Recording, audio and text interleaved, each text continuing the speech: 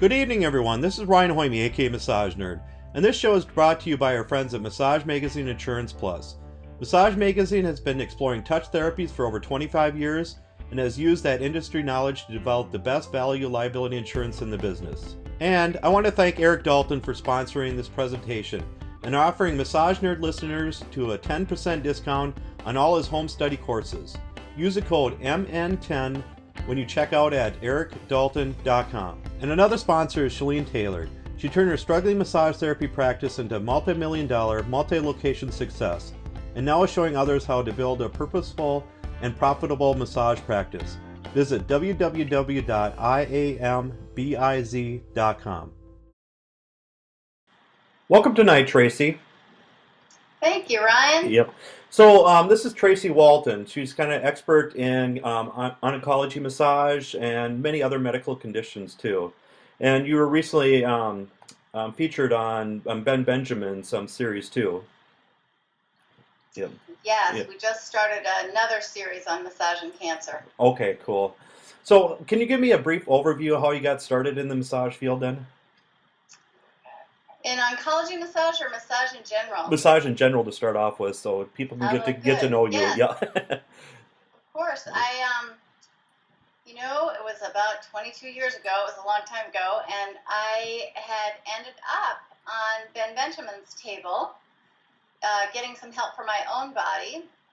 I was in graduate school, completing my master's degree in biochem and cellular physiology, and I was struggling with some things in my own body. I ended up seeing Ben Benjamin. Someone gave me his name on a referral, and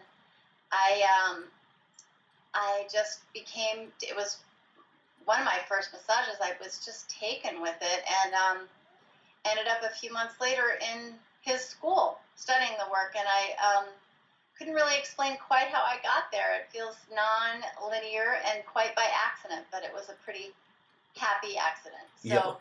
I've been a believer ever since. Yep. And have you been practicing all these years then too? I have indeed. I have a small private practice. It ebbs and flows with whatever my other activities are, but right now I still see clients. I can't imagine ever giving that up. It's one of my favorite times of the week. And then how did you get involved in oncology massage then? Well, I had learned, along with a lot of other people in my schooling, what was the belief at the time, which was that massage was contraindicated for cancer, and that massage might spread cancer. And I took that to heart. I was really new to the field. I didn't really have any place questioning what had been, it seemed a belief that had been handed down over decades of work. And of course, once I graduated, I began work in my own private practice. I began to start building my own private practice, and I began working in a spa, and of course, some of the first clients who came to me were specifically seeking massage during their cancer treatment. And so I had been taught one thing. I was turning around to teach at the time. I began teaching pathology and physiology at the school, at the Muscular Therapy Institute that I attended, studying under Ben Benjamin. I was turning around and teaching what I'd been taught, but at the same time, in my practice, it didn't make sense. It was contradicting what I was doing in my practice. So I really began to design a curriculum to teach myself how to work safely. And I knew after a time that massage wasn't spreading cancer, but there were other safety precautions to consider.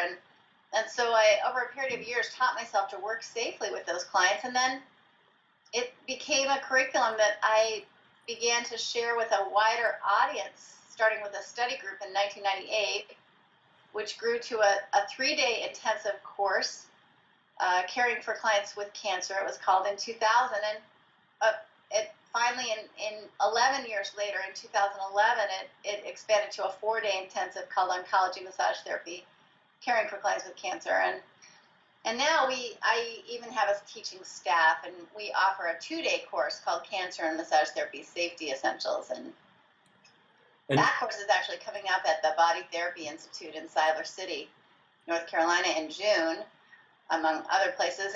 And so the curriculum began to shift and change, and I continue to learn. And I ended up doing research on massage with people with cancer as well. So it grew to become my whole life. I'm not sure massage therapy or oncology massage therapy would have been what I predicted I was going to do with my life when I grew up, if you'd asked me back in second grade. But here it is, and I certainly don't regret a thing. I haven't looked back. and for That's how myself, I got in. yeah, and for myself back in the '90s, I mean, in massage school, we're told make sure you get a doctor's referral kind of thing, and don't touch them until you get all those kind of. And then it was so frustrating to. I mean, that was kind of the catch-22 all the time about just go ask the doctor for everything. So Yeah, yeah, well, I wonder too. A lot of us were taught, yes, you might be able to massage someone with cancer if they had a doctor's note, as you were taught. But I think the other thing that people are told is, yes, you can massage. The improvement on that is, yes, you can massage people with cancer, but only if you take advanced training. That we can't teach you in our basic education how to do that. I don't know if that was your experience as well. nope, they didn't say mention anything about that and stuff. I So think it's more that's occurred more recently, and it's an improvement on things, but it's still not where we need it to be, which is to learn in our basic education how to massage people safely yeah, with because cancer. the thing is, you can only be at so many places at once. Because so Right? yeah, because It's true, and my colleagues too, so it's true. yeah.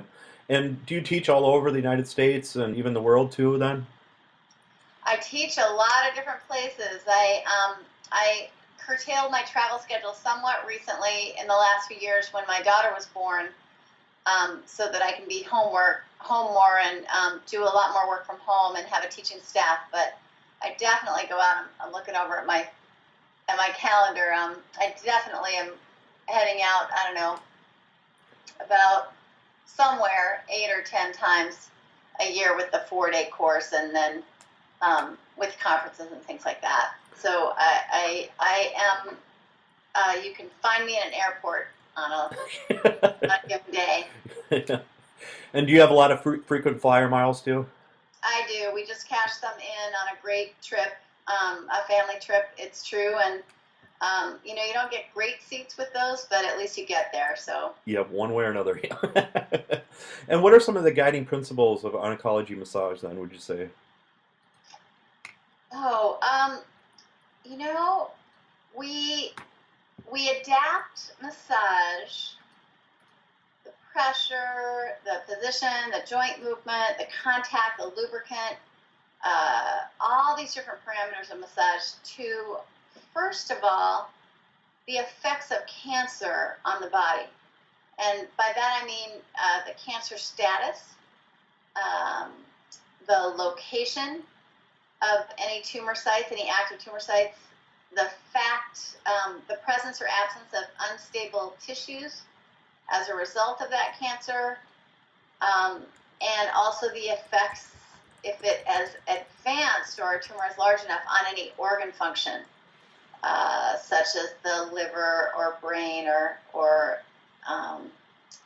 the kidneys, etc., lungs, and so on. Basically, you adapt to the effects of the cancer on the body, and we also adapt to the effects of treatments, cancer treatments. Sometimes those adaptations are even more, what do I want to say, extensive than the adaptations for cancer itself, adapting to the treatment. So we adapt to low blood counts, to nausea, fatigue, pain, neuropathy, hand-foot syndrome, lymphedema risk, and so on. So the second kind of category is adapting to the effects of treatments. So the effects of cancer on the body, the effects of cancer treatments on the body, and then we use really, I think, highly developed interview skills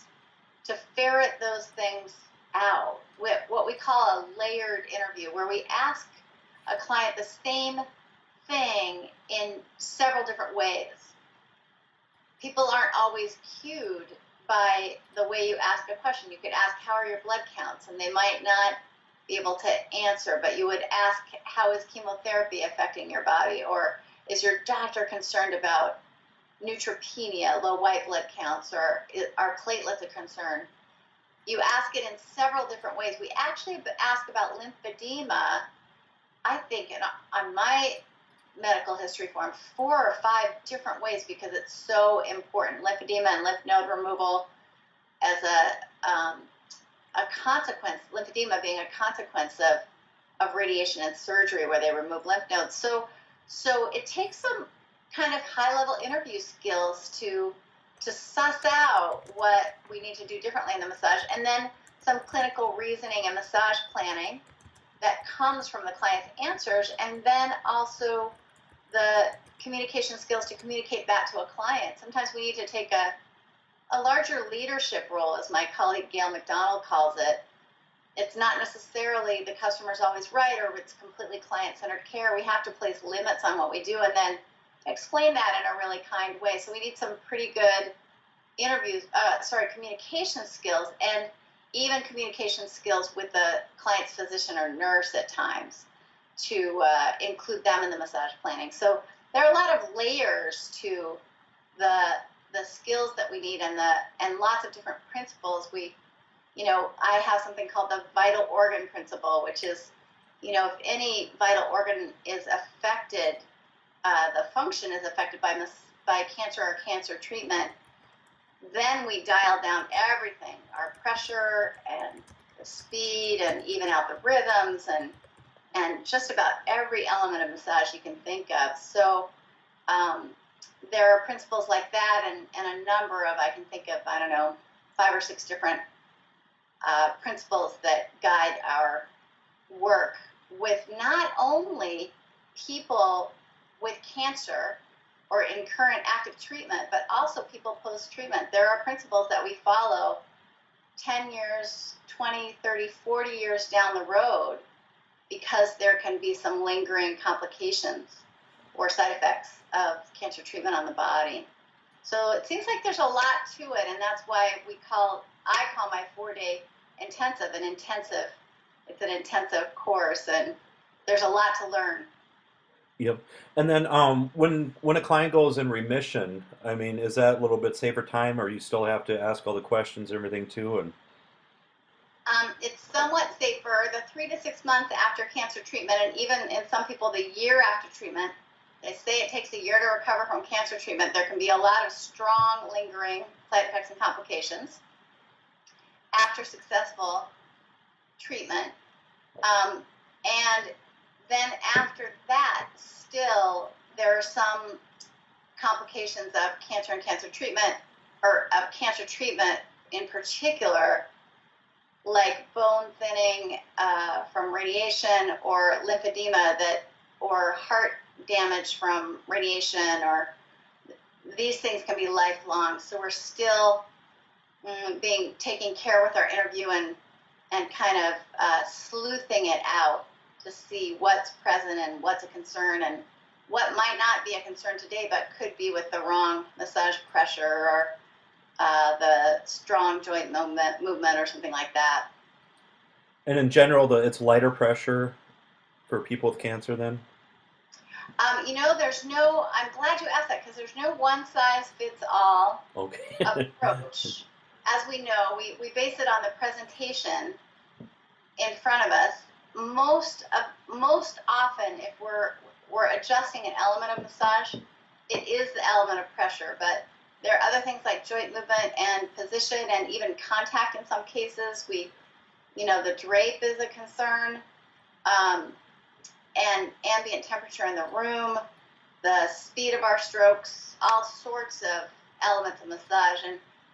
And you'll notice I use elements of massage. I haven't once mentioned a modality name. I would never say Swedish massage is contraindicated for cancer, or myofascial release is contraindicated the 3 to 6 months after successful treatment or anything like that. I don't speak in modality terms because there isn't a lot of agreement in the massage field about what those terms mean. They can be really up for grabs. I think there's a lot on Swedish massage, but there's a lot of argument about the language of massage therapy doesn't really do very well at conveying what we are doing with our hands. So I stick with the ingredients of massage: the pressure, the joint movement, the position, the contact, the lubricant, etc. And I describe the contraindications in terms of those elements. So you're right, pressure is a commonly adjusted one, but it's not universally adjusted, and it's not the only thing we have to consider.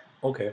And then what kind of styles are usually involved in oncology massage? I mean, do you incorporate lymphatic drainage if they need it, or is it many different types then? Oh, really advanced massage therapists with advanced techniques like lymphatic drainage, not just calling it lymphatic drainage, but manual lymph drainage or complete decongestive physiotherapy, or one of the many approaches that are designed to work with pathologies in the lymphatic system. Those therapists are doing incredibly effective work, who've moved beyond simple Swedish work. I pretty much practice simple Swedish work, or similar. I practice the Benjamin system of muscular therapy. It's the most similar to Swedish. It's muscle it's relaxation massage, but others have gone on and they do MLD, manual lymph drainage, to great effect.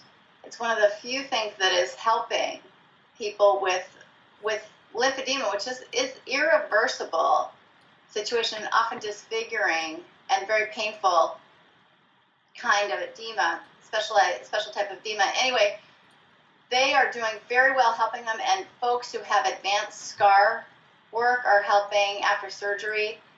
But in general, they have to have the basics in oncology massage, and then also that, so that they can meld the two and work really safely. So, I'm thinking of an oncology massage certificate training program that's offered by Oncology Massage Education Associates and others that Gail McDonald has headed up, and I believe it's 300 hours. It might be more. It's the Peregrine Institute of Oncology Massage Therapy that is the formal umbrella organization that offers this training, and in that they go on and they learn this kind of they learn different Asian techniques for symptom relief. They learn about manual lymph drainage and all these advanced kinds of approaches. And then I just want to say one more thing, but relaxation massage is fabulous and one of the great things that we can offer our clients, even without all the rest of that. So. And then the big question a lot of people ask too is chemotherapy. I mean, is there certain chemotherapies that therapists should be wearing gloves and things? And it's a great question. It's a long answer. I have long answers in general, and that's a long answer. I will say, I'll give just the basics, which is that whole concern was overblown, incredibly overblown, and it had to do with a few kinds of chemotherapy, and that's still being tossed back and forth, but it really is, it got generalized to say you can't work on anyone who is in chemotherapy without wearing gloves. It got completely, just blown out of proportion. And I'm going to refer the listeners here to a couple of sources. One is the Society for Oncology Massage, S4OM.org. S as in society, the number 4, O as in oncology, and massage, M as in massage, S4OM.org. For a discussion of that, and I'm also going to refer to Gail McDonald's book, Medicine Hands, Massage Therapy for People with Cancer. The glove issue is discussed in much more detail. The upshot is that very few chemotherapies are eliminated through the skin. Byproducts of chemotherapy are eliminated through the skin. It tends to be in the 48 hours or so after chemotherapy, and it's and it tends to be not exclusively, but often limited to high doses of chemotherapy. And these scenarios are so unlikely to be encountered by the average massage therapist working with the occasional client in chemotherapy. So, I would ask people to read up on that and look for more discussion on that. Okay. And then you mentioned Society for Oncology Massage and stuff, and they have a conference coming up next year. Have you attended those conferences before? I have. Yeah. I've been at both of them. We had the first one. It was the Oncology Massage Healing Summit, and the conference was planned by two people, Gail McDonald and Tina Ferner, the first time it came around in 2007. It was held in Toledo. It was an incredibly special conference. I'm trying to remember if you were there or you were at the 2010 one. 2010 one I was, yep. Yep. So 3 years later, it was held at the Northwestern Health Sciences University in Minneapolis in 2010. And it was another fabulous conference, and it's coming up again in 2013. It's April 19th to 21st, 2013, in Minneapolis and Bloomington, again at Northwestern, which is a fabulous conference facility and in the center of the country. So we voted for that, and it's one of my favorite conferences. I don't know, what did you think of the 2010 conference? You were there. I loved it, and what really touched me was Job's Body. I can't remember the lady. Jana's Body. Yeah, Jana's Body and stuff. I mean, that really touched me, and she was just awesome. Yeah, that was lovely and wonderful. I presented at both those conferences. I will be presenting in 2013 as well. It's still being hammered down what I'll be doing there, but I'm terribly excited about it. It feels like a gathering of the tribe, not in an exclusive kind of way because anyone is welcome, but a tribe of massage therapists who care so deeply about serving people with cancer histories, in treatment at end of life, in survivorship, at all points. This group is really dedicated, so it's come to be one of my favorite conferences. I hope you'll be there too. It's just going to be wonderful. Yes, definitely. I wouldn't miss it. And what are some other benefits of being part of the society then? Well, the Society for Oncology Massage was formed in 2008, and its purpose is to provide advocacy, education. It's developed standards of practice for oncology massage and recognizing educational providers. So those of us who've been doing it forever, this work forever, we all have been vetted. We all had to submit an application and be reviewed by the Education Committee of the Society for Oncology Massage. So it's a great place, whether you're a member or not, to get that information about who's out there doing training, who's been checked and rechecked to make sure the training is sound. And they have an oncology massage therapist locator service. So if you belong as a professional member, that is someone who has completed one of their recognized training of minimum 24 hours and done a few additional massage sessions, oncology massage sessions, and written up. It's pretty nominal what is needed after the initial training. If you belong, then you can be in the oncology massage therapist locator service. So if I had an aunt in Dayton, Ohio, who needed oncology massage, I could just plug in her zip code and find someone, and someone would pop up. You specify within 50 miles or whatever. So that's it's a definite perk. And also just supporting the field of oncology massage, pushing it out into the world and giving it some visibility so that people know that there is this specialty, as well as the education advocacy. They hope to support research of all kinds and so on. Yes, I definitely recommend it. I mean, for anybody that wants to know anything about cancer and massage and stuff, it's the place to be. So, And I think it's good to say too that people who are not Society for Oncology Massage members are still welcome at the next conference, at the conference of the Oncology Massage Healing Summit.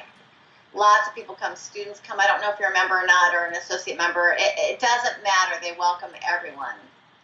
So you don't have to be a member to come to the conference, but there are other perks of membership, which I mentioned. It's 300 plus strong members and growing and dedicated volunteers. I do hear that someone in the nonprofit world did an assessment of the membership and determined that it was pretty amazing growth given how that it's only been around for a short time.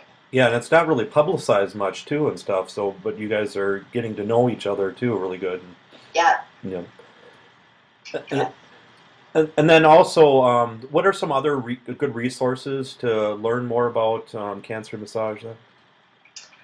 Well, they're the recognized instructors who offer training options. And originally there was just this 3-day minimum option, but a lot of instructors have gone on to offer other options. There are instructors who just offer, who don't exclusively, but also offer hospital-based oncology massage courses. There is, right in my neighborhood at Boston Medical Center, there's a whole internship program where massage therapists can go for, I'm going to misquote how long it is. I think it's about 12 weeks, maybe 16, but maybe 12 weeks or so, and work in the hospital in a supervised way and with instruction. Gail McDonald has a 5-day hospital course. I know that Lauren Muser-Cates, the president of the Society for Oncology Massage, also, I think, may offer a 6-day hospital course. There are courses on end of life as well that are wonderful. There are longer courses, shorter courses, specialty courses. I offer webinar introductions to the topic of massage and cancer care, and of course longer certificate programs. So it started with just this 3-day model, but it's really bloomed into a lot of different exciting options. Yep.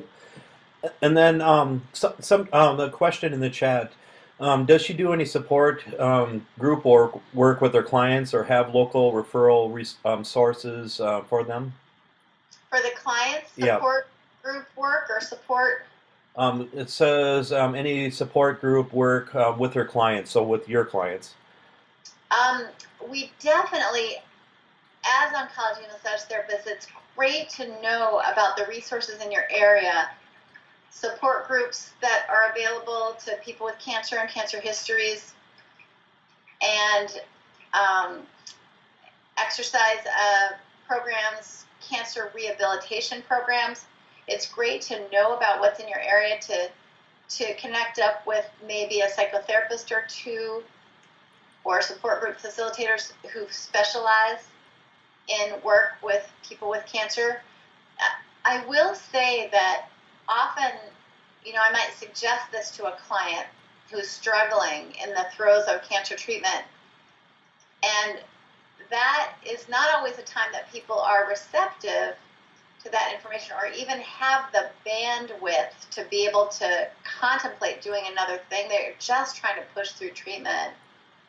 And when it really sets in some of the emotional impact of all of cancer treatment and what a diagnosis has meant to people and what it's all meant, when it really sets in is in the year afterward, that's when people realize that all of a sudden it stops, the flurry of activity stops, they're done, they don't have anything to push through anymore, and they're left with the feelings, the struggles, the fear of recurrence, anxiety, great depression, and emptiness and worry during that time. So that is a great time if it seems appropriate to make a good referral.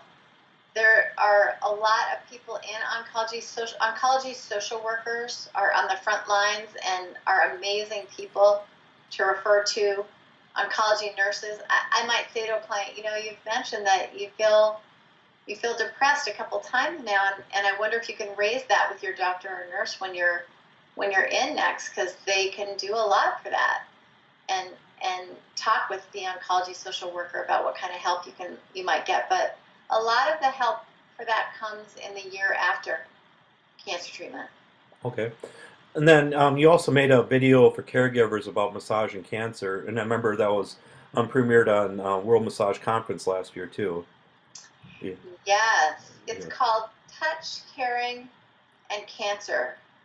Simple instruction for family and friends. And I didn't make it all by myself at all. I contributed to it. It was the brainchild of Dr. William Collinge, who is a very well-educated, thoughtful, incredibly skilled practitioner in behavioral medicine.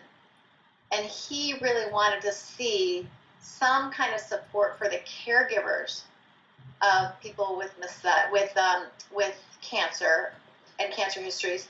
We call them care partners. We're not talking about professional caregivers, but care partners. And that caregivers were often feeling really helpless and afraid to touch their loved ones, wanting to give some relief, but unable to, and in need of some basic instruction. So this was his idea and his vision, and I came along for the ride. I was recruited at some point after a phase 1 trial. It actually was funded by the National Cancer Institute, a small business stimulus grant, and with the understanding that it would be studied in a randomized controlled trial, just like drugs are studied or other therapeutic interventions are studied. So he had the idea for the DVD, what turned out to be a DVD home instruction program with a manual that was incredibly simple, together with Janet Kahn, who used to be the president of the Massage Therapy Foundation. I worked on curriculum to teach safety precautions in a non-alarmist way to lay people, basically. And we filmed 11 couples learning how to do massage in different languages. The instruction is translated into Cantonese and Mandarin and Spanish. So there were interpreters even in the room as we were filming. We taught them how to do simple techniques and how to be present and how to really cultivate presence in their hands, softness in their hands, and mindfulness as to what they were doing, and promoting the connection between the person with cancer and the care partner. And anyway, it got done. It took a long time. It took at least a year. We had an amazing award-winning filmmaker put it together, so it's quite beautiful. The music was commissioned, all that put together, and then we tested it in a randomized controlled trial against a reading control. Some care partners read to their loved ones, and others used the DVD. And we wanted to see, would people use the DVD? Could they use it safely, and would it be helpful? And we found out that all three of them, those things were true. That data we published on this project, but the data paper is still in review, so that I hope that will come out shortly. And that's a great thing, because a lot of times people forget about the caregivers, because sometimes the people with cancer, sometimes they come to terms with it, but the other people, they're having a hard time with it. Absolutely. You know. Yeah. And what other kind of things do you do for caregivers then? Well, I'm a big fan of caregivers receiving massage. It's the last thing on the list often. People are so overwhelmed. Caregivers are greatly at risk for disease and maybe even injury, stress-related conditions. And so if we we want caregivers getting massage. And actually, after use of the DVD, a number of people participating said that then the person with cancer could also provide simple massage to the caregiver and, reciprocate, and that was a fine thing. But certainly caregivers receiving massage would be a great thing, and having that be available and at low cost would also be a great thing. I think this area is really just starting to grow, so I hope that more becomes available as the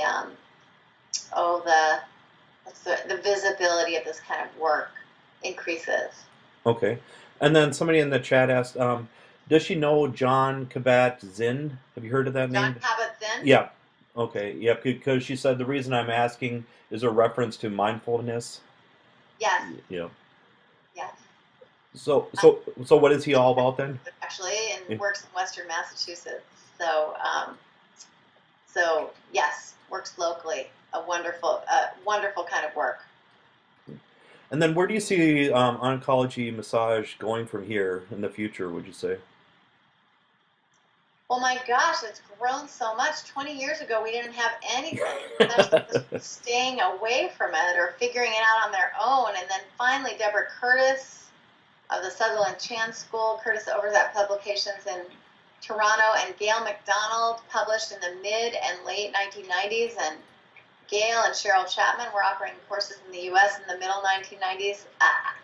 We've gone from that. It's almost like 0 to 65 in just a few years. So where will it go? I think we will take more care of the caregivers. I think there will be more hospitals and cancer care centers offering massage, and in either a fee-for-service format or in funded programs.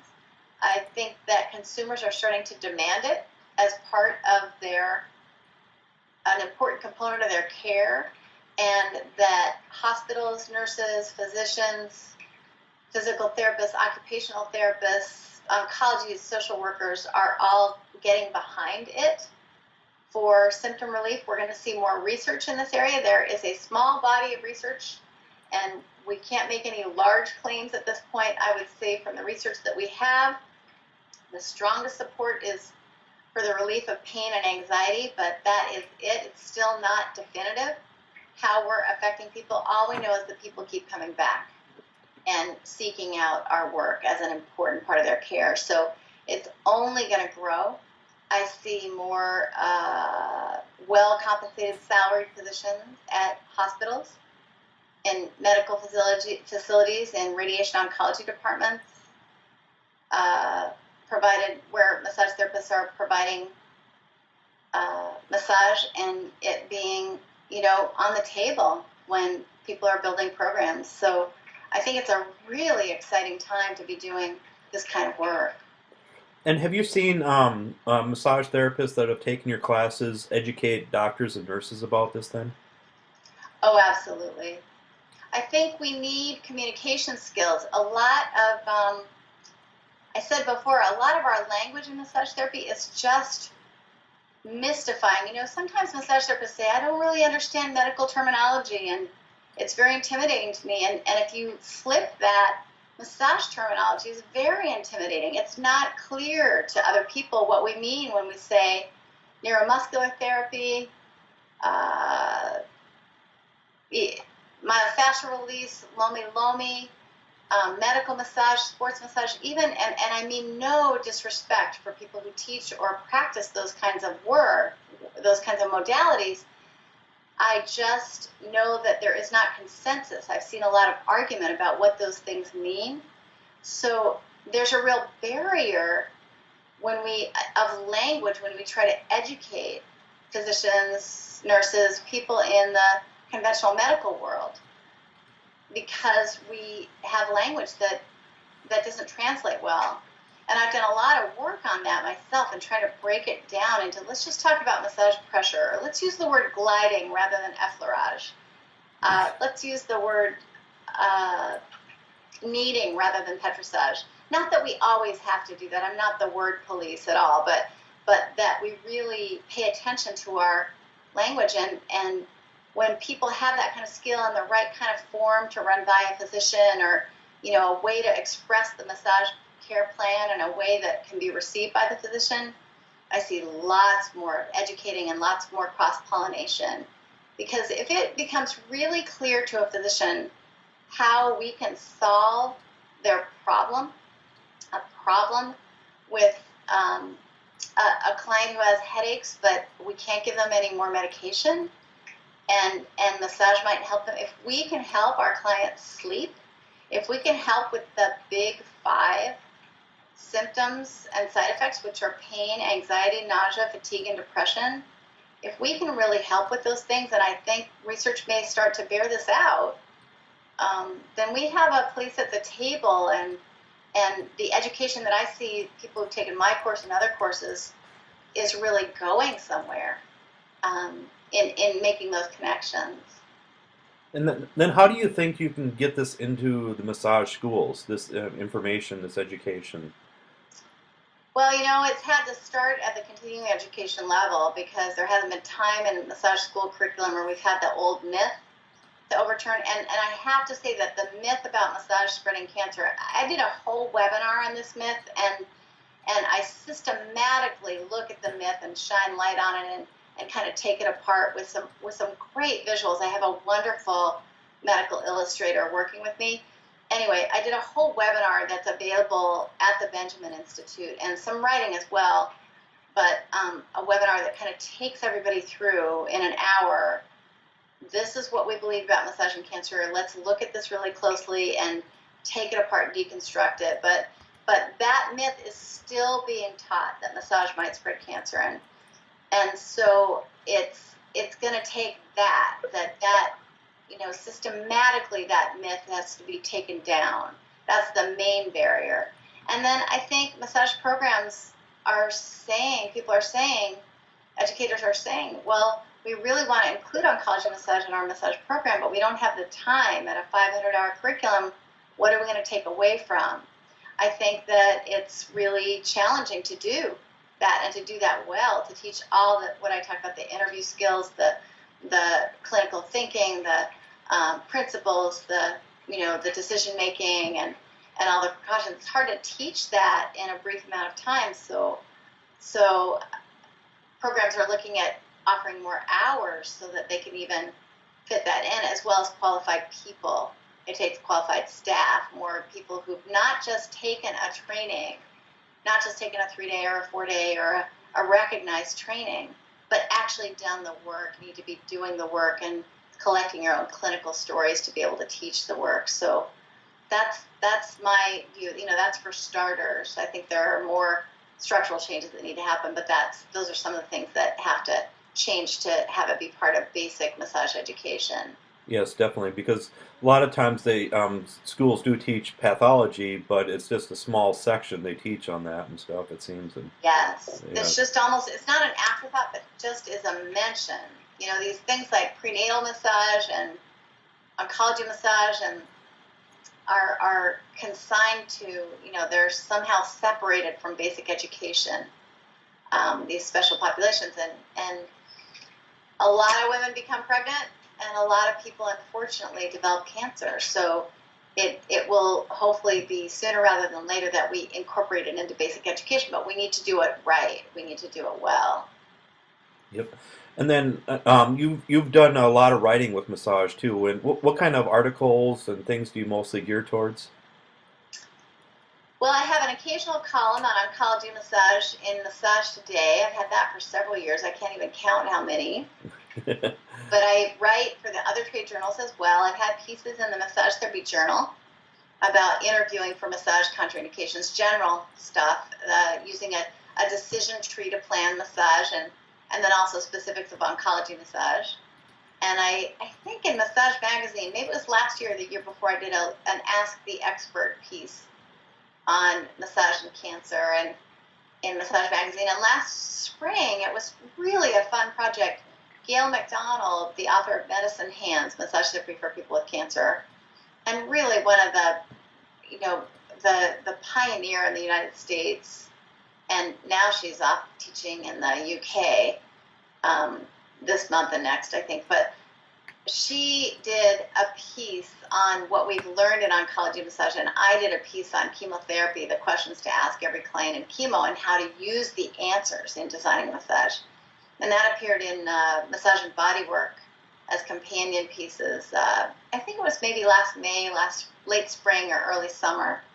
So I've had a lot of articles out there. I just keep writing. There seems to be plenty to write about, and I'm always excited when other people join in. There was a piece on spa therapies for people with cancer just in Massage Magazine that it just appeared on my doorstep yesterday, and I was so pleased to see it. I actually had nothing to do with it. They didn't interview me at all or seek me out that I remember exactly anyway, and that was fine. I was so glad to see that they had looked at some other people, including one of my staff, Julie Streeter, who's an oncology. She's a nurse and an oncology massage therapist in the Minneapolis area at 2 different hospitals, and she was quoted beautifully, and some other folks too. So I'm always excited when I see a good piece on massage by some other people. So I certainly like seeing the stuff I do in print because it's always a relief when it's done, but I really like reading. I read everything I can. Yep. And then Phyllis in the chat says, the quote from a 1999 article at the top of your website is quite beautifully written. So. Oh, thank you, Yeah, Phyllis. yeah. That's true. That was a long time ago. It was something about it keeps being used at massage graduations. I really should be able to quote that for you since I said it, but I can't. But it was something about by touching a body, we touch everything that she says, cheating and pulling up the website. Yeah. That's what I said. Or do you want me to read it? Or Yeah, or do you want me to read it? Yeah, Would that yeah. help? I think it would come up better out of your mouth. Yeah. Okay. So I'll see if I can get through the whole thing. It's a little bit long, but by touching a body, we touch every event it has experienced. For a few brief moments, we hold all of a client's stories in our hands. We witness someone's experience of their own flesh through some of the most powerful means possible: the contact of our hands, the acceptance of the body without judgment, and the occasional listening ear. With these gestures, we reach across the isolation of the human experience and hold another person's legend. In massage therapy, we show up and ask in so many ways what it is like to be another human being, and in doing so, we build a bridge that may heal us both. Have you ever thought about doing books on tape? I haven't thought about doing books on tape. I do a pretty mean Winnie the Pooh when I'm reading to my daughter, and I'm trying to get the voices down. But thank you for pointing out. I feel a little self-conscious, but I'm glad that people enjoy that quote, and it certainly meant a lot to me when I wrote it, because I feel like that. I was on a blog the other day. A colleague of mine, Irene Smith, who does beautiful work. She was working with people with AIDS in the early, mid-'80s, when people were afraid to touch them, and she has a blog called Everflowing, everflowing.org, and I was just on the blog recently, and she said something about, touch really, the healing goes both ways, in the client direction and the therapist direction, and she said it so much better than I did, but it was really beautiful, and I take that to heart when I touch people, that it's pretty amazing, the power of our hands in both directions. Yes, it definitely is. And can you tell us a little bit about your book too, then? Oh yes, it's a pathology textbook. It's called Medical Conditions and Massage Therapy: A Decision Tree Approach. It's published by Lippincott Williams and Wilkins. It is available on their website and on Amazon. Obviously, if you belong to a school, you can get a review copy to see if it's the right fit for your program. For either it works as a pathology book, as a clinic book. It works in the technique classroom. I taught pathology for 12 years at what was then the Muscular Therapy Institute in Cambridge, Mass. And I was struck that in the field that we had some great pathology books by my colleagues, but not a really clear shared understanding of what massage contraindications were in detail. We tended to provide general contraindications for different diseases or some directions that were broad, but we needed more concrete and specific guidelines. So I developed over 12 years of teaching, and then over, it actually took me 6 years to write this book. It was a long process, 5 or 6 years, depending on when you start counting, but who's counting? And I developed a really rock-solid system of massage contraindications that are specific to clients and immediately usable. So each condition that is covered in my book, such as leukemia, hypertension, heart disease, multiple sclerosis, diabetes, any condition in there comes with, first of all, the interview questions you need to ask the client about their condition and how they present. And each interview question is linked to a clear contraindication. So if the client answers this, then limit your pressure on this area. If the client says this, then adjust their position on the table or avoid the joint movement there, and so on. They're very specific and concrete. One of the Amazon reviews, it's done very well on Amazon. One of the Amazon reviews calls it a guidebook. And I developed a 5-point pressure scale. I developed it using input from many massage therapists and from Gail McDonald and Don Nelson, who work in the field. And this 5-point pressure scale, 5 levels, is in use in hospitals right now. It's being used to chart massage pressure and communicate with physicians about massage and nurses, etc. And the book is based on that. So a lot of the contraindications are really precise. It says, a maximum level of pressure level 2 in this person until the doctor lets you advance to a 3 after you ask the doctor this question.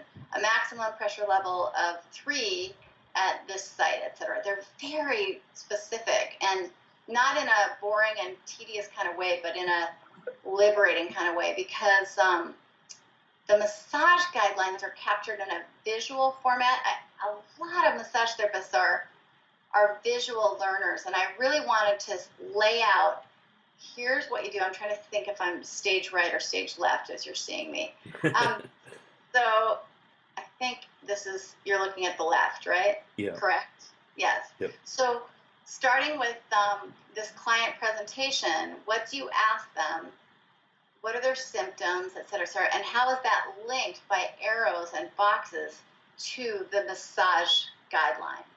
So people can see a real left to right kind of thing. They can see a real map of what the heck they're supposed to do with a client with X or Y or Z. So the boxes and arrows, this decision tree format, if this, then this, is really been useful. So it's being adopted by schools for core pathology curriculum and other courses, and appreciated by therapists and teachers. It's being used in hospitals and franchises. It makes me very happy. I'm very pleased with it, but it really allows massage therapists to manage medically complex conditions, right on down to simple conditions like asthma or eczema in massage practice. And that way, then they could work more safely and see people across the life cycle and through aging and disease and injury and health and all of that. I'm told it's a great practice builder.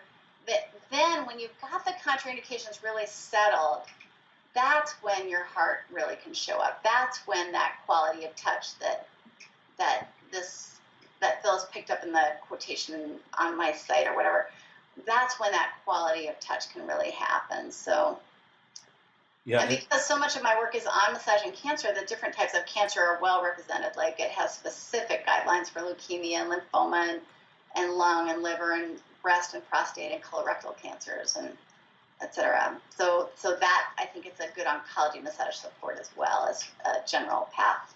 And it also has great reviews too, so 5 stars. So. Oh, thank you. Yeah, very good. and then we briefly talked about the webinars that you've done in the past. And again, what's the webinar coming up that you're doing with Ben Benjamin? Well, I did already a massage and cancer care a series last spring, and that's still available, because the beautiful thing about webinars is they're available as recordings, and you can earn CE hours from them whether you're participating live or not. But the series that I just started last night, so it's been a late night these last couple nights on the East Coast, but I just started this last night with the Benjamin Institute.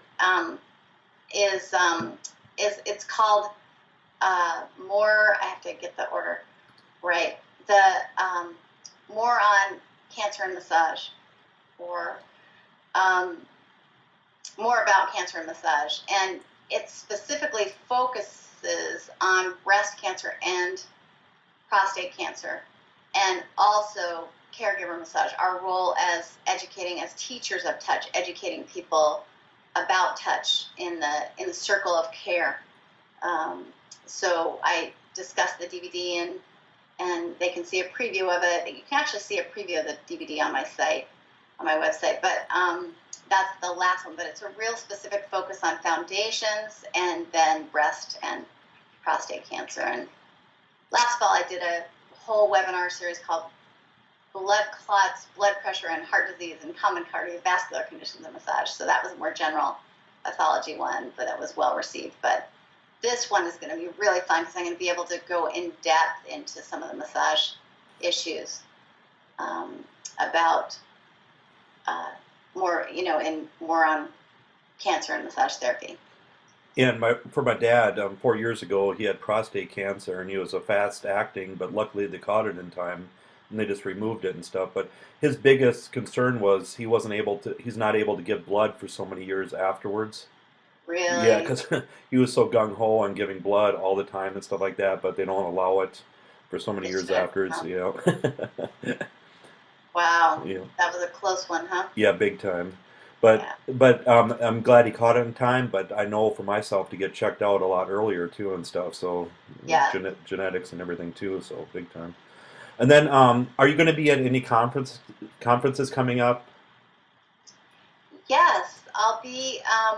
What are we in? It's April now. I'll be at the Alliance for Massage Therapy Education Conference, hang on, I'm looking at my calendar, June 7th to 9th in Tucson, and I'll be speaking on busting myths and teaching truths about the effects of massage.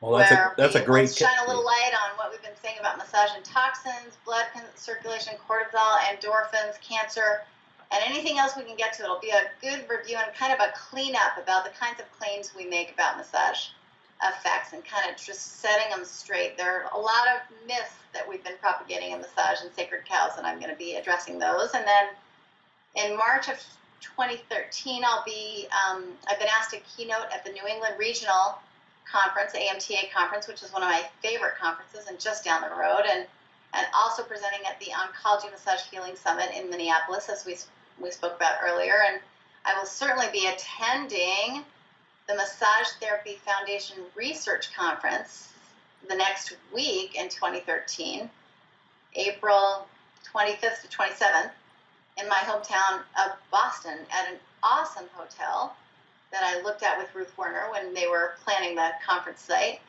A wonderful site, and which also is one of my two favorite conferences ever. So those are the conferences I know about. And then the Alliance for Massage Therapy Education Conference, last year I went to that, and it was so nice for educators to get educated.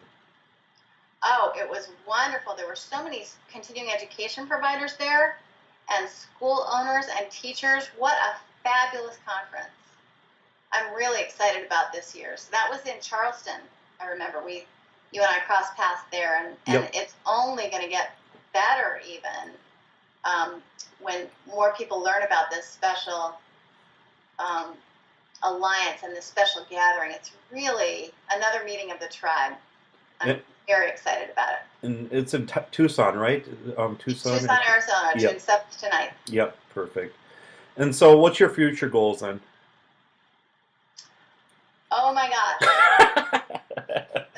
The future is, 5 minutes from now is about, I just put one foot in front of the other. I, along with everyone else, am really striving towards balance. I'm really working on that. I'd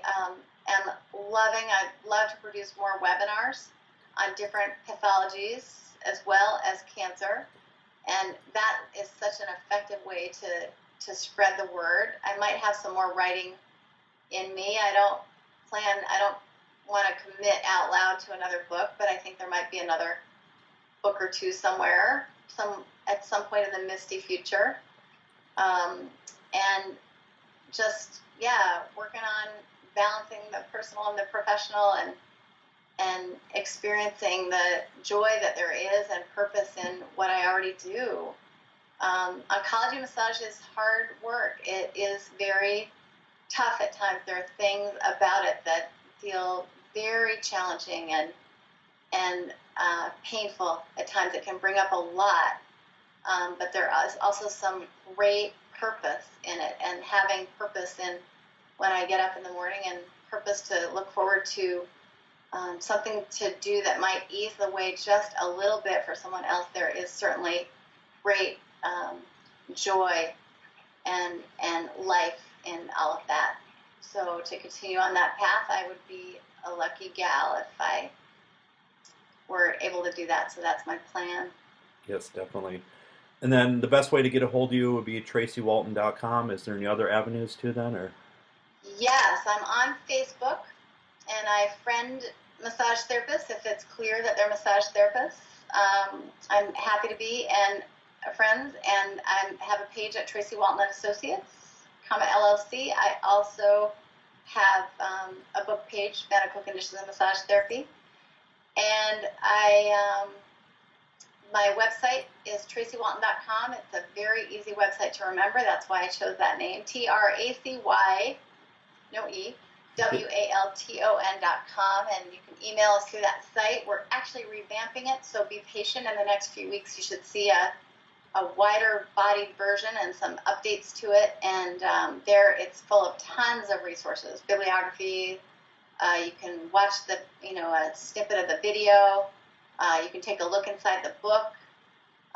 My teaching schedule is up there. My staff biographies. It's all there. So. And you're going to keep the quote then, right? I think the quotation needs to stay up, and I'm honored that someone pointed it out. Yeah, thanks. Thank you. Well, thank you very much. It's always a pleasure talking to you, Tracy. Likewise, Ryan. Thank you so much, and thanks for making this kind of these kinds of interviews and lovely, easy conversations. Not every interview is easy, and you just make it so relaxed for people. Thanks for making it available to such a wide range of people. A lot of people really appreciate your work. Yep, thank you very much. So thanks. Yep, and thanks everybody for tuning in.